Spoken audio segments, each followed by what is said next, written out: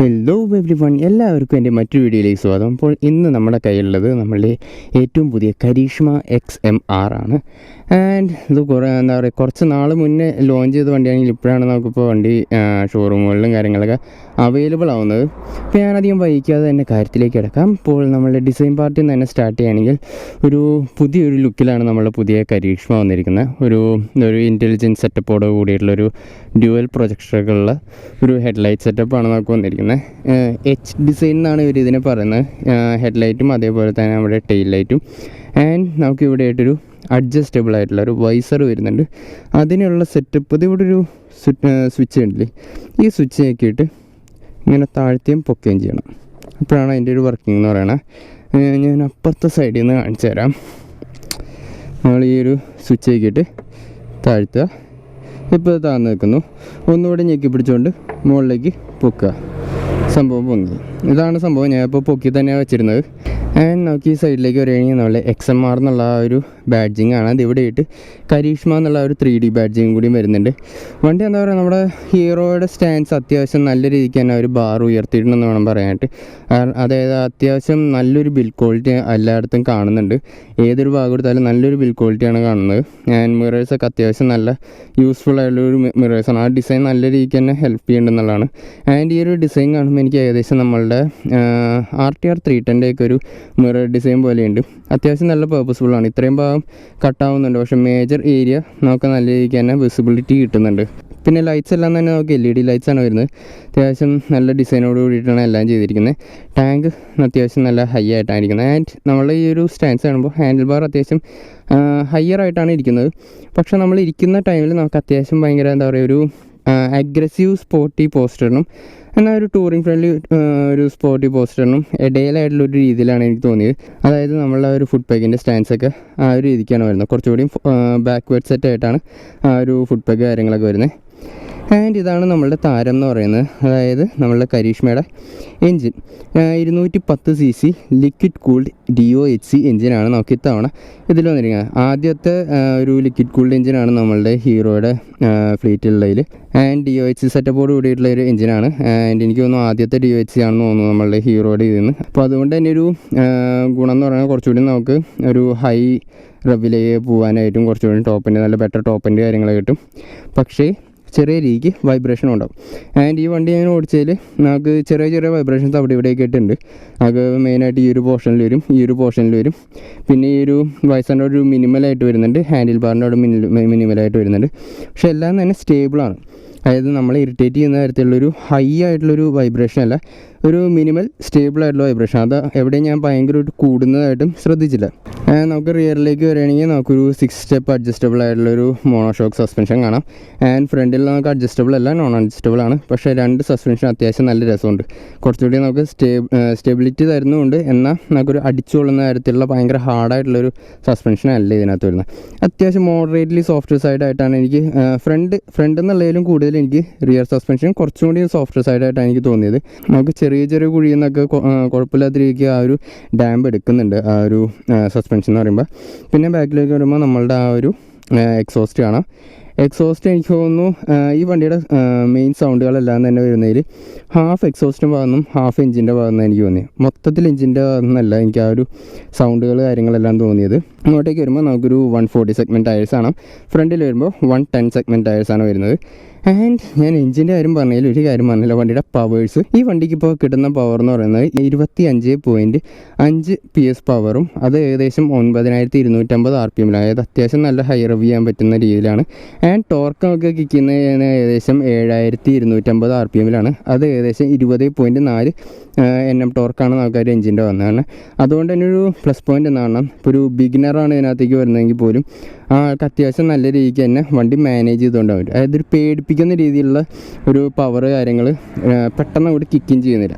അപ്പോൾ അതുകൊണ്ട് തന്നെ നമുക്ക് ഈസിലി വണ്ടിയിലേക്ക് മാനേജ് ആകാനും ഒന്ന് സിങ്ക് ആകാനൊക്കെ ഭയങ്കരമായിട്ട് എളുപ്പമാണ്. ആൻഡ് സീറ്റിൻ്റെ വില വരുമ്പോൾ സീറ്റ് അത്യാവശ്യം കുഴപ്പമില്ലാത്ത രീതി സോഫ്റ്റാണ്. ഭയങ്കര ഹാർഡല്ല, എന്നാൽ ഭയങ്കര സോഫ്റ്റും അല്ല. മോഡറേറ്റ്ലി കംഫർട്ടബിൾ ആയിട്ടുള്ളൊരു രീതിയിലാണ് എനിക്ക് തോന്നിയത്. ഭയങ്കര ഡിസ്കംഫർട്ടോ കാര്യങ്ങളൊന്നും തോന്നിയില്ല. ആൻഡ് വണ്ടിയുടെ ആ ഒരു കംഫർട്ട് ശരിക്കും കിട്ടണമെന്നുണ്ടെങ്കിൽ ഈ ഭാഗത്തേക്ക് ഇറങ്ങിയിരിക്കണം. ഇങ്ങോട്ടേക്ക് ഇറങ്ങി കഴിഞ്ഞാലും ഇവിടേക്ക് ഇറങ്ങിയിരിക്കണം. കാരണം ഇവിടെയാണ് കുറച്ചുകൂടി വൈഡറായിട്ട് വരുന്നത്.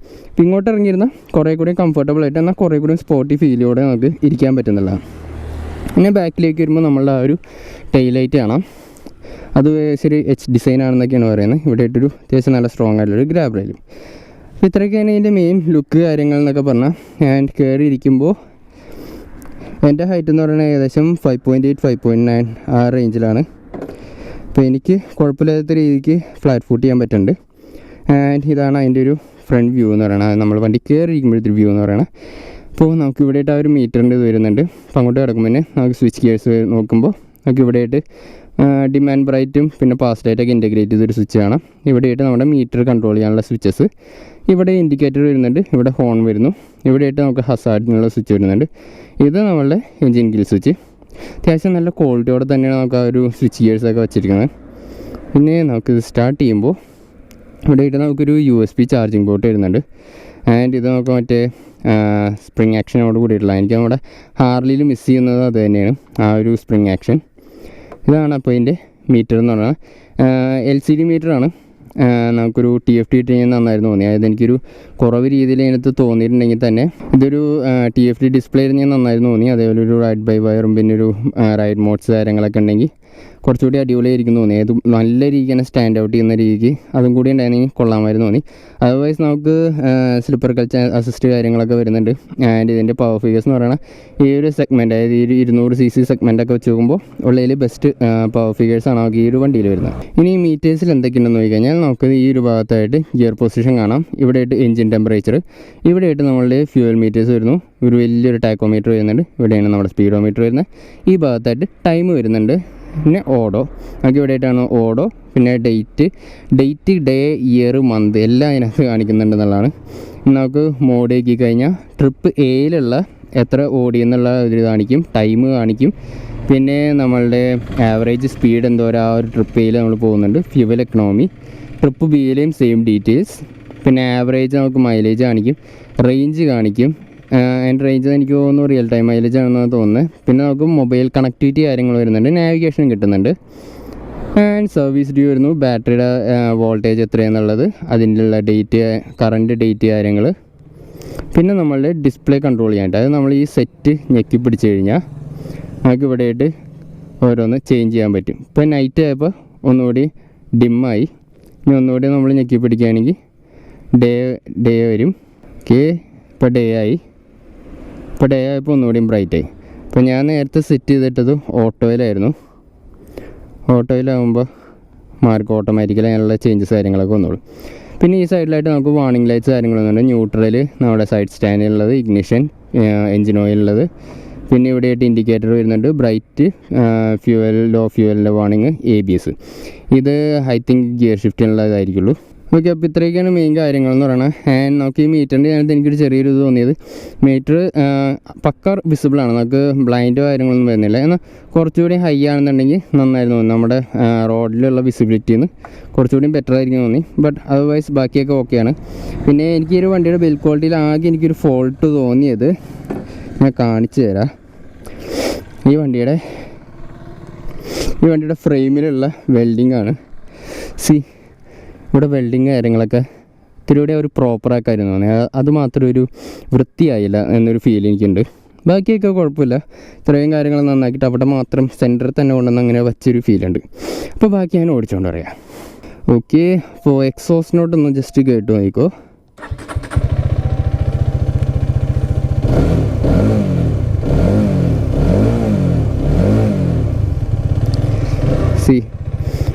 ഒരു ചെറിയ രീതിയിൽ എന്താ പറയുക, എൻജിൻ്റെ അവിടെ നിന്നും ഹാഫ് ആ ഒരു എക്സോസിൻ്റെ അവിടെ നിന്നും വരുന്ന പോലെ എനിക്ക് തോന്നിയത്. നമുക്കപ്പോൾ ഇവിടെ നിന്ന് ചെറുതായിട്ടൊന്ന് വലിച്ചെടുക്കാം.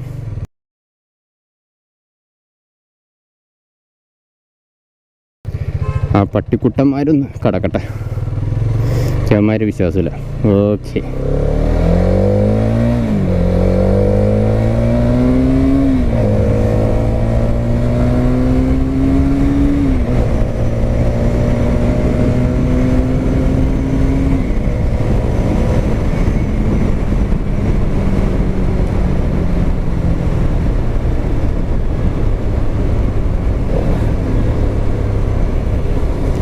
അപ്പോൾ ഇങ്ങനെയാണ് ഈ വണ്ടിയുടെ ഒരു പവർ റെസ്പോൺസ് എന്ന് പറയുന്നത്.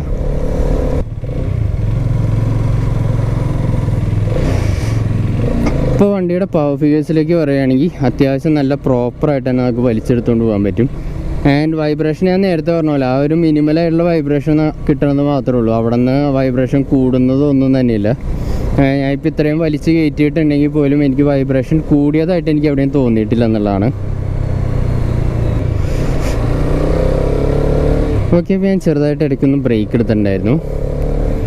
അപ്പോൾ ബാക്ക് ഓൺ റോഡ്, ഞാനിപ്പോൾ ആ മെയിൻ റോഡിലേക്ക് എത്തിയിട്ട് ബാക്കി പറയാം. അപ്പോൾ എൻ്റെ ഫുഡ് പാക്ക് വരുന്നത് എനിക്ക് പുറകിലായിട്ടാണ്, നേരെ താഴെയാണ്, എന്നാൽ കുറച്ചുകൂടി പുറകിലായിട്ടാണ് എൻ്റെ ഫുഡ് പാക്ക് വരുന്നത്. സോ അത്യാവശ്യം നല്ലൊരു സ്പോർട്ടി ഫീൽ കിട്ടുന്നുണ്ടെന്നുള്ളതാണ്. ആൻഡ് വണ്ടിയുടെ കംഫർട്ട് കാര്യങ്ങളൊക്കെ ചോദിച്ചു കഴിഞ്ഞാൽ അത്യാവശ്യം നല്ല കംഫർട്ടബിളായിട്ട് തന്നെ നമുക്ക് ഇരിക്കാം. ഒരുപാട് കുമ്പിട്ടിരിക്കണ്ട, എന്നാൽ നമുക്ക് കുറച്ച് സ്പോർട്ടി പോസ്റ്ററാണ് നമുക്ക് കിട്ടുന്നത്. സോ നിങ്ങൾക്കിപ്പോൾ കംഫർട്ടും വേണം, അതേപോലെ തന്നെ സ്പോർട്ട്നെസ്സും വേണം എന്നുള്ള രീതിക്ക് നോക്കുകയാണെങ്കിൽ ഇതൊരു നൈസായിട്ടുള്ളൊരു പോസ്റ്ററാണ്. ആൻഡ് വണ്ടിയുടെ ഗിയർ ബോക്സ് കാര്യങ്ങൾ നോക്കിക്കഴിഞ്ഞാൽ കിട്ടില്ല ഗിയർ ബോക്സ് ആണ്. എനിക്ക് ഇത്രയും നേരമായിട്ട് യാതൊരു തരത്തിലുള്ള ഫോൾസ് ഗിയേഴ്സോ കാര്യങ്ങളൊന്നും തന്നെ വീണിട്ടില്ല. നല്ല ഗിയറാണ്. ഹീറോ ഇതിനകത്ത് അത്യാവശ്യം നല്ല രീതിക്ക് വർക്ക് ചെയ്തിട്ടുണ്ടെന്നുണ്ട്.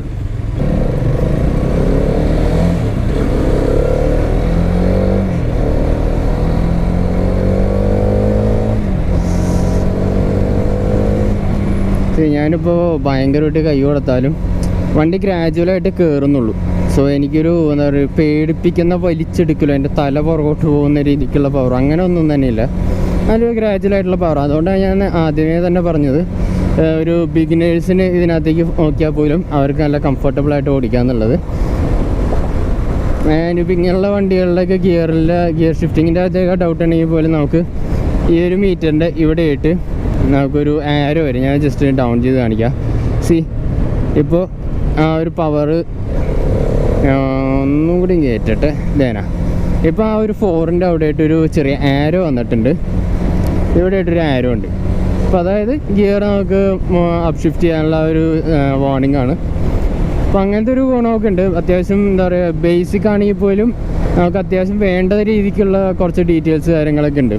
ഒരുപാട് മാരൊക്കെ സെറ്റപ്പ്, അതായത് മോഡ് ചേഞ്ച് അങ്ങനെയുള്ള കാര്യങ്ങളൊന്നും ഇല്ല. പക്ഷെ എന്നാൽ പോലും നമുക്ക് ബേസിക്കായിട്ട് ഇപ്പോൾ വേണ്ട ഫീച്ചേഴ്സ് കാര്യങ്ങളെല്ലാം തന്നെ നമുക്ക് ഒരു മീറ്ററിൽ വരുന്നുണ്ടെന്നുള്ളതാണ്.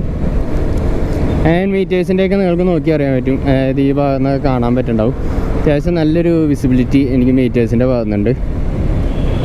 ഓവറോൾ നോക്കിയാൽ കൊള്ളാം കേട്ടോ. നല്ലൊരു എന്താ പറയുക, നല്ല സ്റ്റീൽ എന്ന് വേണമെങ്കിൽ പറയാം. ഈ വണ്ടിയുടെ ഒരു എക്സ് ഷോറൂം പ്രൈസ് എന്നൊക്കെ പറയുന്നത് 1,79,000 മറ്റുമാണ്. അതായത് കൊച്ചി ഓൺ റോഡ് പ്രൈസ് എന്ന് പറയുമ്പോൾ ഇവിടുത്തെ ടാക്സ് 2 ലക്ഷത്തിന് താഴെ ആയതുകൊണ്ട് തന്നെ ഏകദേശം ഒരു 2,10,000 ആ ഒരു പരിസരങ്ങളിലൊക്കെ ആയിട്ടായിരിക്കുള്ളൂ വരുന്നത്. അതും ഇങ്ങനത്തേക്ക് ഒരു പവർ ഫിഗേഴ്സും കാര്യങ്ങളെല്ലാം തന്നെയുള്ളൊരു വണ്ടി എന്ന് പറയുമ്പോൾ അത്യാവശ്യം നല്ലൊരു സ്റ്റീലാണ്. ആൻഡ് വണ്ടിയുടെ ഹാൻഡ്ലിങ് കാര്യങ്ങളൊക്കെ പോയി കഴിഞ്ഞാൽ നല്ല കൺട്രോള് നല്ല സൂപ്പറായിട്ട് നമുക്ക് കിട്ടും. ഒരു കൺട്രോൾ ഇല്ലായ്മയൊന്നും തന്നെ നമുക്ക് ഹാൻഡിലിങ്ങിൻ്റെ ഭാഗത്ത് എനിക്ക് തോന്നിയില്ല. നല്ല രസമായിട്ട് നല്ല കംഫർട്ടബിളായിട്ട് തന്നെ നമുക്ക് കൊണ്ടുപോകാം. ആൻഡ് വണ്ടി ഒരു ഫെയറിങ് കിറ്റുള്ളൊരു വണ്ടിയാണെങ്കിൽ പോലും നമുക്ക് ട്രാഫിക്കിൻ്റെ ഇടയിൽ കൂടെ കൊണ്ടുപോകാൻ ഭയങ്കര എളുപ്പമുണ്ട്. നമുക്ക് ചില ഫെയറിങ് ഒക്കെ ഉള്ളൊരു വണ്ടിയൊക്കെയാണ് നമ്മൾ ഓടിക്കുന്നതെന്നുണ്ടെങ്കിൽ നമുക്ക് അവിടെ കുത്തിക്കയറ്റി എടുക്കാനായിട്ടൊരു ചെറിയൊരു ബുദ്ധിമുട്ടൊക്കെ ചിലപ്പോൾ തോന്നാറുണ്ട്. നേരെ കുറച്ച് ഇതിനകത്ത് എനിക്ക് അങ്ങനെ ഒരു തോന്നലൊന്നും തന്നെയില്ല. നല്ല ഈസി ആയിട്ട് നമുക്ക് കൊണ്ടുപോകാൻ പറ്റുന്നുള്ളതാണ്. കുത്തിക്കയറ്റി എടുക്കുക എങ്ങനെ വേണമെങ്കിലും കൊണ്ടുപോകാം. ഭയങ്കര ഈസി ആയിട്ട് ബാലൻസ് ചെയ്താൽ. അതായത് വണ്ടി മാരൊക്കെ ബൾക്കിയല്ല, അതൊരു വലിയൊരു പ്ലസ് പോയിൻ്റാണ്. മാരൊക്കെ ബൾക്കിയല്ല, എന്നാൽ മാരക സ്ലിമ്മോ അല്ല, ഒരു ഓക്കേഷ് ആയിട്ടുള്ളൊരു വണ്ണമാണ് ഈ ഒരു വണ്ടിക്ക് വരുന്നത്. അപ്പോൾ അതുകൊണ്ട് തന്നെ നമുക്ക് കയ്യിൽ ഭയങ്കരമായിട്ട് ഒതുങ്ങും, ഭയങ്കര പെപ്പിയായിട്ട് നമുക്ക് ഇങ്ങനെ കൊണ്ടുപോകാനൊക്കെ പറ്റുന്നതാണ്. ആൻഡ് ഈ ഒരു വിൻഷീൽഡ് അഡ്ജസ്റ്റബിൾ ആക്കിയതിൽ എന്തെങ്കിലും പ്ലസ് പോയിൻ്റ് ഉണ്ടോ എന്ന് വെച്ചാൽ എനിക്കറിയില്ല. കാരണം ഞാൻ അത്രയും മാരക ടോപ്പ് സ്പീഡൊന്നും നോക്കില്ല. നമുക്ക് ഈ ഒരു ടോപ്പ് സ്പീഡ് കാര്യങ്ങളൊക്കെ നോക്കിയാൽ മാത്രമേ ഒരു വിൻഷീൽഡ് എന്തോരം പേർപ്പസ്ഫുൾ ആണെന്നുള്ള അറിയുള്ളൂ. എന്നാലും കുറച്ച് ഹയർ സ്പീഡിലൊക്കെ നോക്കിയപ്പോൾ വലിയ വിൻ ബ്ലാസ്റ്റ് കാര്യങ്ങളൊന്നും അങ്ങനെ തോന്നിയിരുന്നില്ല. പിന്നെ പറഞ്ഞല്ലോ, ഹൈ സ്പീഡൊക്കെ നോക്കുമ്പോഴേ നമുക്ക് ഇത്തിരി കൂടിയും പ്രോപ്പറായിട്ടൊക്കെ പറയാൻ പറ്റുള്ളൂ. ഫോർ നൗ എനിക്ക് വലിയ വിൻ ബ്ലാസ്റ്റ് ഇഷ്യൂസോ കാര്യങ്ങളൊന്നും തന്നെ ഫീൽ ചെയ്തിട്ടില്ല. പിന്നെ ഇതിൻ്റെ ഹെഡ്ലൈറ്റ് കാര്യങ്ങളൊക്കെ നേരത്തെ പറഞ്ഞ പോലെ ഒരു ഇൻ്റലിജൻസ് സെറ്റപ്പൊക്കെയാണ്. ഇപ്പോൾ നമുക്ക് ഈ ഒരു ലൈറ്റിങ് കാര്യങ്ങളൊക്കെ അതിനനുസരിച്ച് അഡ്ജസ്റ്റ് ആവും. അതൊരു നല്ലൊരു ഫീച്ചറാണ് പറയുകയാണെങ്കിൽ. ചിലപ്പോഴൊക്കെ നമ്മളിപ്പോൾ ഒരു ഉദാഹരണം, നമ്മൾ ഇൻഡിക്കേറ്റേഴ്സിൽ എനിക്ക് അതേപോലെ സെറ്റപ്പ് മറ്റ് കമ്പനികളൊക്കെ കൊണ്ടുവന്നിരുന്നെങ്കിൽ തോന്നി. ഈ കമ്പനി അതെ ഒരു കമ്പനികളും കൊണ്ടുവന്നിരുന്നെങ്കിൽ നല്ലതാണെന്ന് തോന്നി. അതായത് ഇപ്പോൾ നമ്മൾ ഇൻഡിക്കേറ്റർ ഇട്ടു, ലേറ്റർ നമ്മൾ വളവൊക്കെ വളഞ്ഞ് കഴിയുമ്പോൾ ഓട്ടോമാറ്റിക്കലി അതൊരു ഓഫ് ആവുന്നൊരു സെറ്റപ്പ് ഇട്ടിരുന്നെങ്കിൽ നന്നായിരുന്നു എന്ന് തോന്നിയിട്ടുണ്ട് പലപ്പോഴും. ഇപ്പോൾ എൻ്റെ 220 പൾസർ പണ്ട് സെറ്റ് ചെയ്ത് വെച്ചിരുന്നൊരു പരിപാടി, ഇപ്പോൾ അവരതെടുത്ത് മാറ്റി. അതായത് നമ്മൾ വളവൊക്കെ വളഞ്ഞ് കഴിയുമ്പോൾ ഓട്ടോമാറ്റിക്കലി അത് ഓഫ് ആവുന്നത് നമ്മുടെ കാറുകളിലുണ്ടെന്ന് തോന്നുന്നു അങ്ങനത്തെ സെറ്റപ്പ്. അപ്പോൾ അതേപോലത്തെയൊക്കെ ഒരു അല്ലറ ചില്ലറ ലുട്ടിലൊടക്ക് പരിപാടീസൊക്കെ കൊണ്ടുവന്നിരുന്നെങ്കിൽ ഒരു നല്ലൊരു കാര്യമാണ്. ഈ ഒരു ഇൻ്റലിജൻസ് സെറ്റപ്പ് പോലെ തന്നെ. ഈ വണ്ടിയുടെ ബ്രേക്കിങ്ങിനെ പറ്റി പറയുകയാണെങ്കിൽ അത്യാവശ്യം നല്ല ബ്രേക്കിംഗ് ആണ്, സൂപ്പർ ബ്രേക്കിംഗ് ആണ്. ഫ്രണ്ടിൽ വരുന്നത് 300 mm ബാക്കിൽ വരുന്നത് 230 mm ഡിസ്ക് ബ്രേക്സ് ആണ് വരുന്നത്. ബാക്ക് ബ്രേക്ക് ഓക്കേഷ് എന്നുള്ള രീതിക്കാണ് എനിക്ക് തോന്നിയത്. അതായത് മാരൊക്കെ ബൈറ്റില്ല, ഒരു ആവറേജ് എന്നുള്ള രീതിക്കാണ് ബാക്ക് ബ്രേക്ക് വാങ്ങിയത്. അതൊരു രീതിയിൽ നല്ലതാണ്. പെട്ടെന്ന് ചവിട്ടി ടയർ ലോക്കിങ് കാര്യങ്ങളൊക്കെ ഒന്ന് ഒഴിവാക്കാൻ പറ്റും. എന്നാൽ പോലും നമ്മൾ മാരൊക്കെ ആയിട്ട് ചവിട്ടി കഴിഞ്ഞാൽ അത്യാവശ്യം മോശമില്ലാത്ത രീതിക്കാണ് വണ്ടി നിർത്താൻ പറ്റുന്നതാണ് ബാക്ക് ബ്രേക്ക് കൊണ്ട് മാത്രം തന്നെ. എന്നാൽ ഫ്രണ്ട് ബ്രേക്ക് സൂപ്പർ ഫ്രണ്ട് ബ്രേക്കാണ്, അടിപൊളിയായിട്ട് തന്നെ വണ്ടി നിർത്താൻ പറ്റുന്നതാണ്. അത് ബാക്ക് ബ്രേക്കിൻ്റെ ആവശ്യം വരുന്നില്ല, അല്ലാണ്ട് തന്നെ നമുക്കെല്ലാം സൂപ്പറായിട്ട് തന്നെ വണ്ടി നിർത്താൻ പറ്റും. നല്ലൊരു ബൈറ്റ് ആ ഒരു ഫ്രണ്ട് ബ്രേക്കിൻ്റെ ഭാഗത്തുനിന്നുണ്ട്. ഇപ്പോൾ ആ ഒരു യൂ ടേൺ ഞാൻ എടുക്കുന്നുണ്ട്, അപ്പോൾ അന്നേരം ഞാൻ ഫ്രണ്ട് ബ്രേക്ക് മാത്രമായിരിക്കും പിടിക്കുക. അപ്പോൾ നിങ്ങൾക്ക് മനസ്സിലാവും എങ്ങനെയാണ് ഇതിൻ്റെ ആ ഒരു ബ്രേക്കിംഗ് പൊട്ടൻഷ്യൽ എന്നുള്ളത്.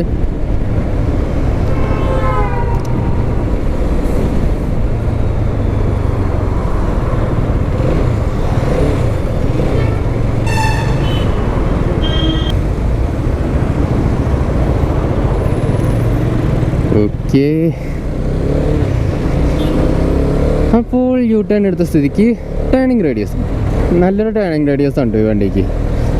സാധാരണ ഇപ്പോൾ നമ്മളൊരു സ്പോർട്സ് ബൈക്കുകളിലൊക്കെ ടേണിങ് റേഡിയസ് ഒന്നില്ലെങ്കിൽ ആവറേജ്, അതല്ലെങ്കിൽ വളരെ കുറവ് ടേണിങ് റേഡിയസൊക്കെ കാണാൻ വഴിയുള്ളൂ.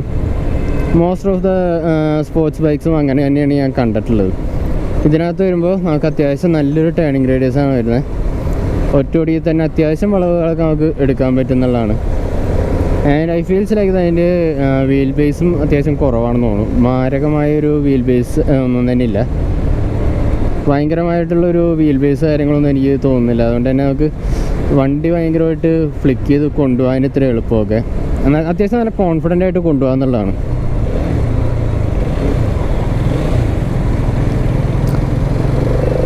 ആൻഡ് എൻജിൻ ട്യൂണിംഗ് ഒക്കെ നല്ല അടിപൊളിയായിട്ട് തന്നെ ചെയ്തിട്ടുള്ളതുകൊണ്ട് നമുക്കിപ്പോൾ ഒരു ഹൈ സ്പീഡിലാണെങ്കിൽ പോലും അത്യാവശ്യം നല്ല സ്റ്റേബിളായിരിക്കും. ഞാൻ ഏകദേശം ഒരു 100 വരെ കയറ്റിയിട്ടുണ്ടായിരുന്നു. അപ്പം അന്നേരമൊക്കെ എനിക്ക് അത്യാവശ്യം നല്ല കോൺഫിഡൻ്റായിട്ട് തന്നെ തോന്നി. എനിക്ക് അവിടെ ഒരു വണ്ടി കയ്യിൽ നിന്ന് പോവോ വണ്ടി തെറ്റിപ്പോവോ എന്നൊക്കെ ഉള്ളൊരു അങ്ങനത്തെ പേടിയോ കാര്യങ്ങളൊന്നും ഉണ്ടായിരുന്നില്ല. നല്ല രീതിക്ക് തന്നെ സ്റ്റെബിലിറ്റി കിട്ടുന്നുണ്ട്.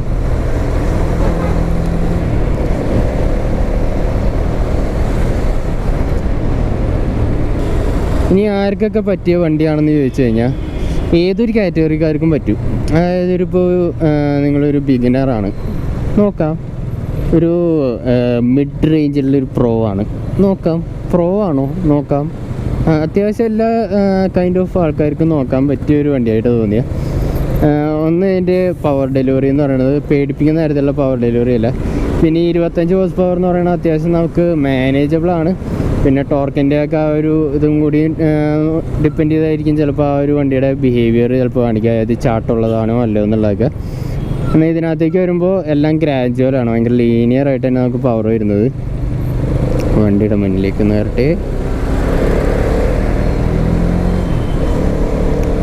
സോ അതുകൊണ്ടൊരു ഗുണം എന്താണ്, നമ്മളിപ്പോൾ കൈയൊക്കെ കൊടുക്കുമ്പോൾ നമ്മൾ കൊടുത്തങ്ങോട്ട് വിടൂല, കൊടുത്തുവിടുമ്പോൾ ഇങ്ങനെ ഗ്രാജുവലായിട്ടൊക്കെ കയറണം. ഞാനിപ്പോൾ കൊടുത്തു, പെട്ടെന്ന് അങ്ങോട്ടൊരു ചാടി കയറണ ആ ഒരു നേച്ചറൊന്നും തന്നെയില്ല. അത് ചില കൂട്ടുകാർക്ക് വരുമ്പോൾ ചിലപ്പോൾ ഒരു ബോറിംഗ് ആയിട്ട് തോന്നിയേക്കാം. ഒരു ഉദാഹരണത്തിന് ഇപ്പോൾ ഒരു ഭയങ്കര പവർ കിക്കിങ് ചെയ്യുന്നൊരു ക്യാരക്ടറുള്ളൊരു വണ്ടിയൊക്കെയാണ് ഓടിച്ചിട്ടുള്ളത്. അങ്ങനെ ഇതിനകത്തേക്ക് വരുമ്പോൾ അയാൾക്കൊരു ലാഗ് ഫീല് കാര്യങ്ങളൊക്കെ തോന്നിയേക്കാം.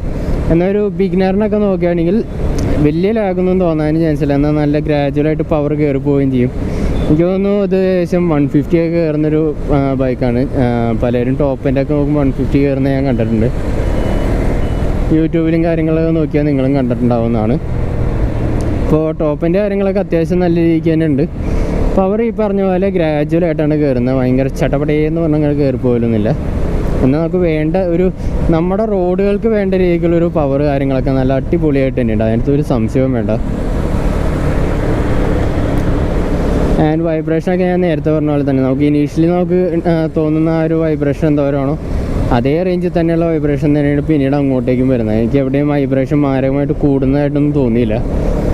ഒരു ഭയങ്കര സെറ്റിലായിട്ടുള്ള രീതിയിലാണ് ഇതിൻ്റെ ഒരു വൈബ്രേഷൻ കാര്യങ്ങളൊക്കെ. സോ ഇറിറ്റേഷൻ കാര്യങ്ങളൊന്നും തന്നെ നമുക്ക് എവിടെയും വരാൻ പോകുന്നില്ല. പിന്നെ ഭയങ്കര പ്യുവറായിട്ടുള്ളൊരു വൈബ്രേഷൻ ഫ്രീ ആയിട്ടുള്ളൊരു വണ്ടിയൊക്കെയാണ് നിങ്ങൾ പ്രതീക്ഷിക്കുന്നതെന്നുണ്ടെങ്കിൽ അത്രയും പ്യുവർ വൈബ്രേഷൻ ലെസ് ആയിട്ടുള്ളൊരു വണ്ടിയൊന്നുമല്ല. ചെറിയ തോതിലൊക്കെ വൈബ്രേഷൻ ഉണ്ട് അവിടെ ഇവിടെയൊക്കെ ആയിട്ട്. അത് ഈ പറഞ്ഞ പോലെ നമുക്ക് ഇനീഷ്യലി ഉണ്ടാവുന്ന അതേ ആ ഒരു ഇനീഷ്യലി ഉണ്ടാകുന്ന രീതിയിലുള്ള ഒരു വൈബ്രേഷൻ മാത്രമാണുള്ളത്. അല്ലാതെ അതിൽ നിന്ന് വളരെയധികം വൈബ്രേഷൻ കൂടുന്ന ഒരു പ്രശ്നമോ കാര്യങ്ങളൊന്നും ഈ വണ്ടിക്കില്ല. അപ്പോൾ ഇത്രയൊക്കെ തന്നെയാണ് ഈ വണ്ടിയെ പറ്റിയുള്ളത്. കൂടുതൽ നീ ഡൗട്ട്സ് കാര്യങ്ങൾ നിങ്ങൾക്ക് താഴെ കമൻറ്റ് ബോക്സിൽ ചോദിക്കാം. ആൻഡ് നമുക്ക് ഈ വണ്ടി തന്നിരിക്കുന്നത് നമ്മളുടെ ആലുവയുള്ള മെഗാ മോട്ടോഴ്സാണ്. അപ്പോൾ അവളുടെ കോൺടാക്ട് ഡീറ്റെയിൽസ് കാര്യങ്ങളൊക്കെ ഞാൻ താഴെ ഡിസ്ക്രിപ്ഷൻ ബോക്സിൽ കൊടുത്തിട്ടുണ്ടാവും. അപ്പോൾ മറ്റൊരു വീഡിയോ വരാൻ കഴിയുന്ന പ്രതീക്ഷയോടെ MJ and I'll catch you in next one. Bye bye.